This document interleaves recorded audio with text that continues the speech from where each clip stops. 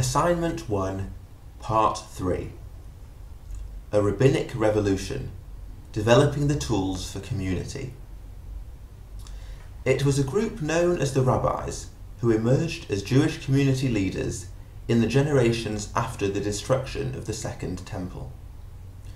They came to be recognized by the Romans as the community's legitimate leadership.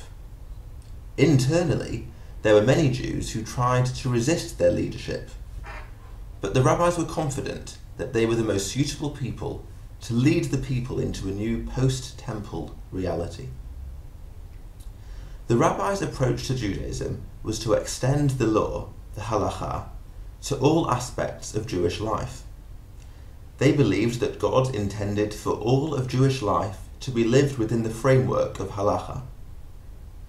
The Mishnah was the first great work of rabbinic thinking, a collection of halachic debates and decisions which would serve as a guide to the Jewish way of life for millennia across the whole Jewish world. Crucially, the Mishnah was compiled within Eretz Yisrael in about 200 CE. It was in many ways the swan song of Eretz Yisrael as the centre of Jewish culture. After the Mishnah, the balance began to shift to the diaspora. The truth is that already in the period of the Mishnah, tensions began to develop over the question of authority. Would Eretz Yisrael always have automatic authority in the Jewish world because of its centrality in Jewish history and the concept of its holiness? This tension would break out fully only in the period after the writing of the Mishnah, but it was already in the air now. For example, when the great scholar Hananiah left Eretz Yisrael for Babylon to escape the Roman persecution which followed the failure of the Bar Kokhba revolt, he dared to do something that only the leadership in Eretz Yisrael had the authority to do previously.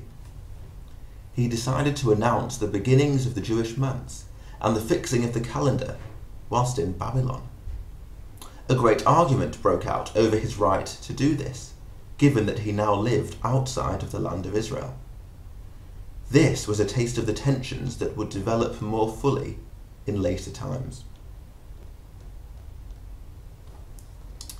As this period closes, and we begin to see the increasing importance of the diaspora in relation to the land of Israel, let us hear from Yehuda Hanassi, the rabbinic leader who coordinated the compilation of the Mishnah. As his life draws to an end, he reflects on the achievements of the rabbinic revolution. How would he sum up this period of change? Some say that this is the end of an era. Others say that it's really the beginning. Maybe both are equally true. I'll tell you all what I feel as I enter my final years. My achievement is behind me. The Mishnah stands proud, and I do not think it will be forgotten. I should not say my achievement.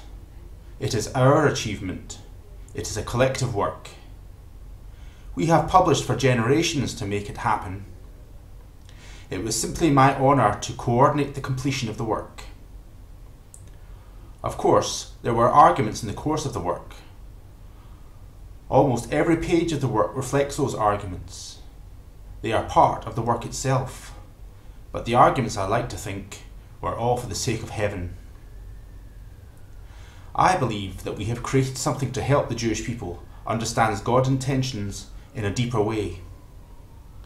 I think that we have also stimulated a broader and fuller way of life, developing the halakha in creative ways. But most importantly, we have introduced a tool which will enable generations of Jews to live their Judaism in the fullest way, whether they find themselves in the world.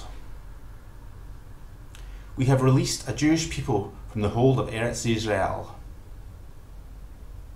Of course, we care about the land of Israel, but the circumstances we find ourselves in meant we had to make Judaism independent from the land and of the temple. Now Jews can be Jewish anywhere, as long as they have a community to live in.